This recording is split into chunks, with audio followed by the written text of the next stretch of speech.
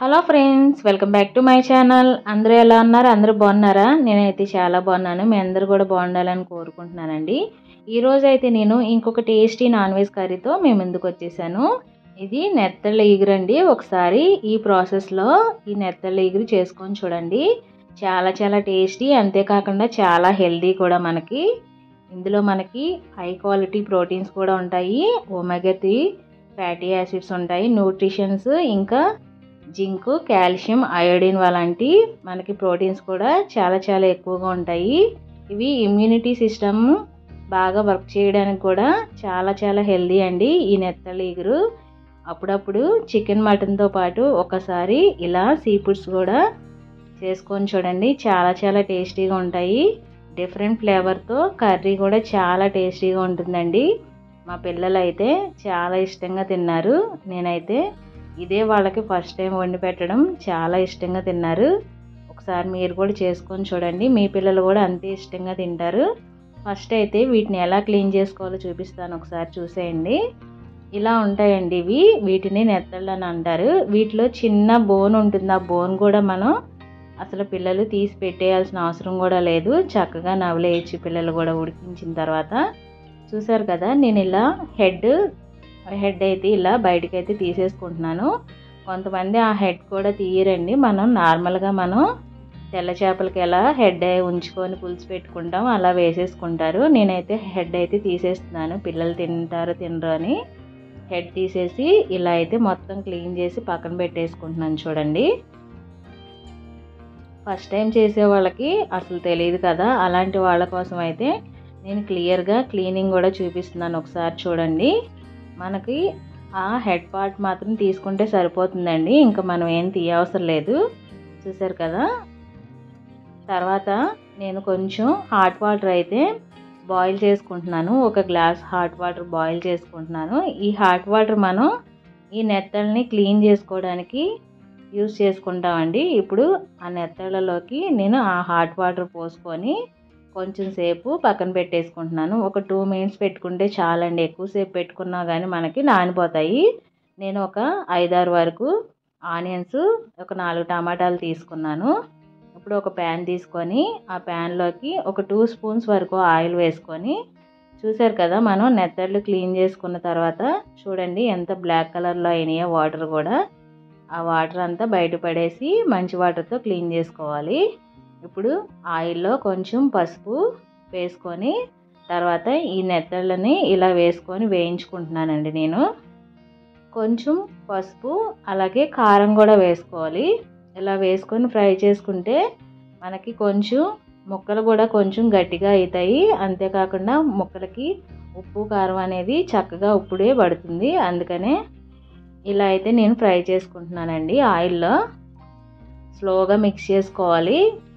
చాలా స్మూత్గా ఉంటాయి కదా, కలిసిపోకుండా ముళ్ళవి విరిగిపోకుండా స్లోగా మిక్స్ చేసుకోవాలి.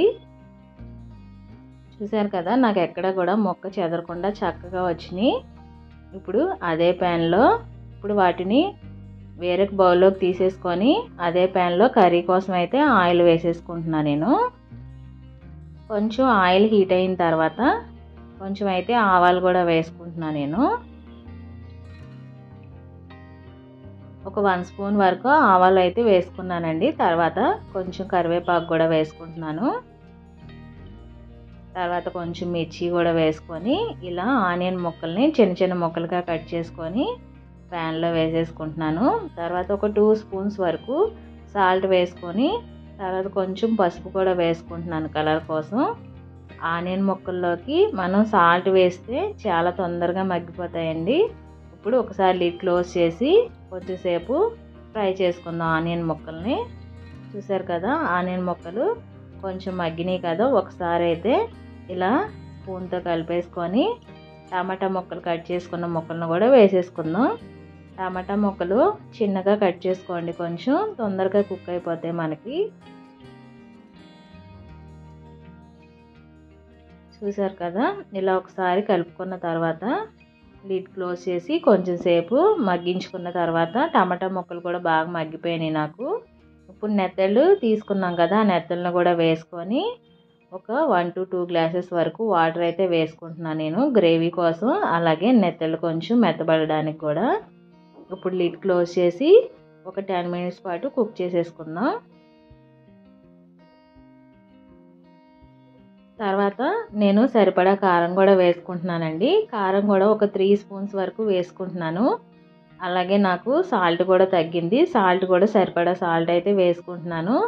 మనం సాల్ట్ కన్నా కానీ క్రిస్టల్ సాల్ట్ వాడితేనే కొంచెం టేస్టీగా ఉంటుంది. కర్రీకి కూడా సరిపడా కలుస్తుందండి. అందుకని నేనైతే క్రిస్టల్ సాల్టే వాడుతున్నాను.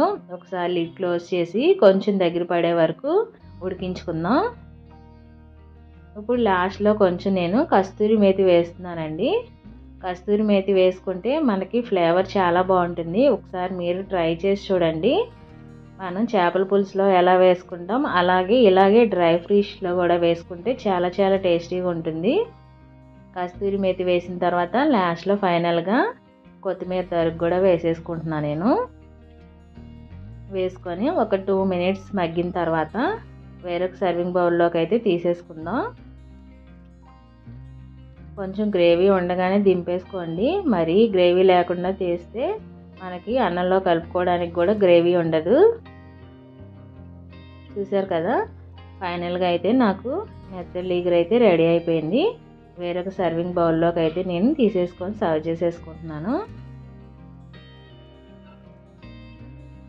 ఒక్కసారి ఇదే ప్రాసెస్లో మీరు కూడా చేసుకొని చూడండి. చాలా చాలా టేస్టీగా ఉంటుంది. మంచి ఫ్లేవర్తో చాలా బాగుంటుందండి. మనం వేడి నీళ్ళలో ఆల్రెడీ వేసుకొని క్లీన్ చేసుకోవడం వల్ల ఎక్కడా కూడా మనకి నీచు వాసన అలాంటివి ఏమీ లేకుండా చక్కగా ఉంటాయి. ఒకసారి ఈ ప్రాసెస్లో మీరు కూడా చేసుకొని చూడండి. లాస్ట్లో అయితే ఫైనల్గా కస్తూరి మేతి అయితే ఖచ్చితంగా వేసుకోండి. వేసుకుంటేనే చాలా బాగుంటుంది. కర్రీ కూడా డిఫరెంట్ ఫ్లేవర్ కూడా వస్తుంది. చూసారు కదా, మంచి స్ట్రక్చర్తో మంచి కలర్తో ఎంత బాగా వచ్చినాయో. మా పిల్లలు అయితే చాలా చాలా ఇష్టంగా తిన్నారు. ఒకసారి మీరు కూడా ఈ ప్రాసెస్లో ట్రై చేసి చూడండి. మీ ఇంట్లో పిల్లలు ఉంటే అంతే ఇష్టంగా తింటారు. వీడియో కనుక నచ్చినట్టయితే please like, share, subscribe. Thanks for watching.